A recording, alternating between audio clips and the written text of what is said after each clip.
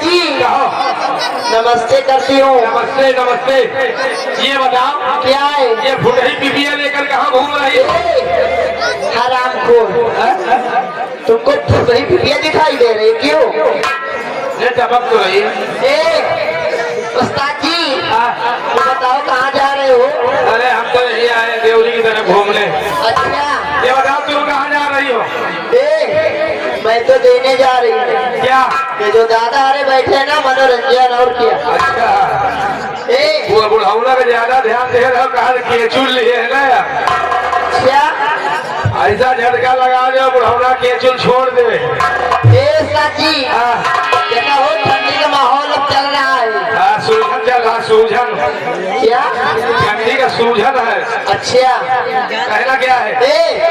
ये दादा के लिए कहना है भोजपुरी में उस्ताद जी। अरे सैया जाला में, सैया जाला में गवना करई तीरा चाहिए था कामई थी।